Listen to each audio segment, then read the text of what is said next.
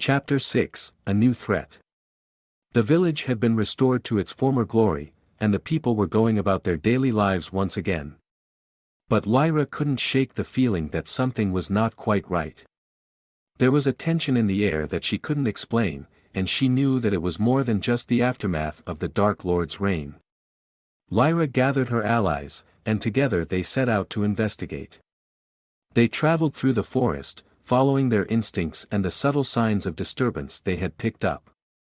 As they moved deeper into the woods, they began to see evidence of a new threat.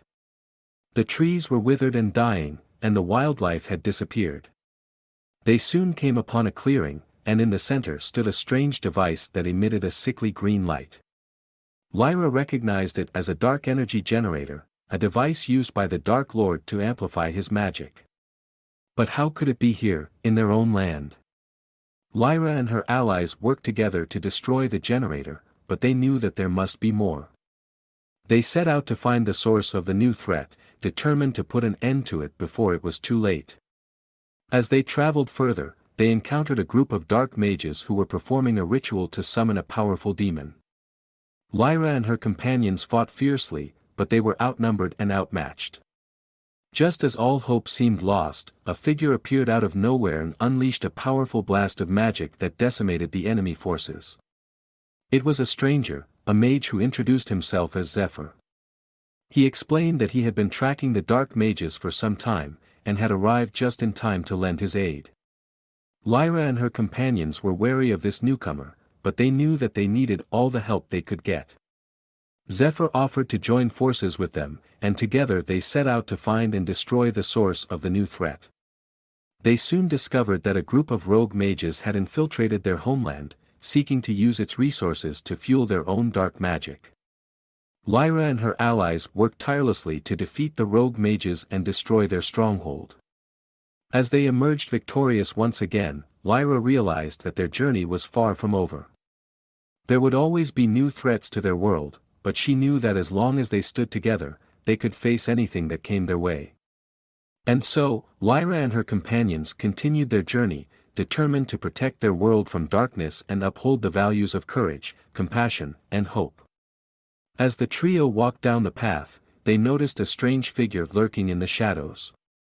As they approached, the figure revealed itself to be a humanoid creature with a snake-like appearance, and it hissed at them menacingly.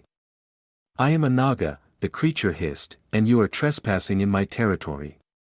What brings you here?" "We are travelers seeking the aid of the Dragon Queen," Audria replied confidently. The Naga's eyes narrowed. "The Dragon Queen, you say? She does not take kindly to visitors, especially uninvited ones. I suggest you leave before I am forced to take action."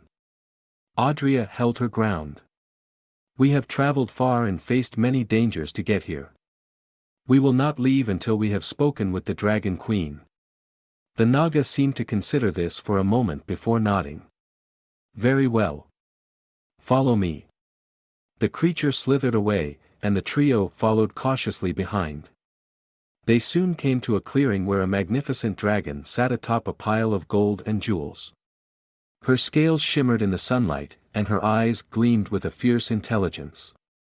"You dare enter my lair uninvited," she roared, her voice shaking the very ground beneath their feet. "We come seeking your aid," Audria said, trying to remain calm. The Dragon Queen studied them for a moment before speaking again. "I have little patience for mortals and their petty problems. What makes you think I should help you?" Audria stepped forward, her voice steady. "Our kingdom is in great peril. We need your power to defeat a powerful sorcerer who seeks to destroy us all." The Dragon Queen seemed to consider this for a moment before nodding. "Very well. I will help you, but on one condition. You must bring me the Eye of the Phoenix, a rare gemstone said to grant great power to whoever possesses it. Bring me this gemstone, and I will aid you in your quest." The trio looked at each other, knowing that the Eye of the Phoenix was said to be nearly impossible to find. But they also knew that they had no other choice. They would have to find the gemstone if they wanted any hope of defeating the sorcerer and saving their kingdom. "We will find the Eye of the Phoenix," Audria said firmly. We swear it. The Dragon Queen nodded, a faint smile playing at the corners of her mouth. Very well. I look forward to seeing if you are up to the challenge. With that, the trio turned and left the dragon's lair, determined to find the Eye of the Phoenix and secure the aid of the Dragon Queen in their quest to save their kingdom. The creature's glowing eyes and sharp teeth were enough to make anyone tremble in fear. But Sarah stood her ground, clutching her wand tightly as she faced them. She knew that she had to be brave and protect her friends. With a flick of her wand, she cast a powerful spell, sending a burst of light towards the creatures. The light hit them directly in their eyes, causing them to screech in agony and stumble back. Sarah and her friends used this opportunity to dash towards the exit, not daring to look back. As they made their way out of the dark cave, they emerged to find themselves in a lush green forest. The sun was shining brightly overhead, and the air was filled with the sweet scent of blooming flowers. It was a stark contrast from the gloomy cave they had just escaped. Sarah and her friend sat down to catch their breath and rest for a bit. They were safe, for now, but they knew they couldn't let their guard down. They had to find a way to defeat the evil sorcerer and restore peace to their world. While they rested, Sarah spotted a strange symbol etched into a nearby tree. She recognized it as a symbol of the ancient wizards, a group of powerful sorcerers who had once protected the land from darkness. It had been many years since anyone had seen this symbol, and Sarah knew that it could only mean one thing: they were close. Excited and filled with hope, Sarah and her friends decided to follow the symbol and see where it led them. They walked for what felt like hours, pushing through thick foliage and crossing rivers. Just as they were about to give up, they saw a faint light in the distance. As they approached the light, they realized that it was coming from a small village. The villagers were surprised to see them but welcomed them with open arms. Sarah explained their mission, and the villagers listened intently. They had heard rumors of the evil sorcerer and his minions, but no one had been brave enough to stand up to him. But Sarah and her friends were determined to face him head-on. They knew it wouldn't be easy, but they had each other, and they had the strength of the ancient wizards on their side. Together, they would bring an end to the darkness that had plagued their land for too long. A wave of relief washed over Lyra as she heard Kale's words. She had been afraid that she had somehow angered him, and that he would leave her alone in this strange place. But now, she felt a sense of comfort in his presence. Kale led Lyra through the winding, narrow streets of the city, pointing out various landmarks and places of interest. Lyra tried her best to remember them all, but she was still so overwhelmed by everything she was seeing that it was difficult to keep track. As they walked, they passed by a group of young children playing a game of tag.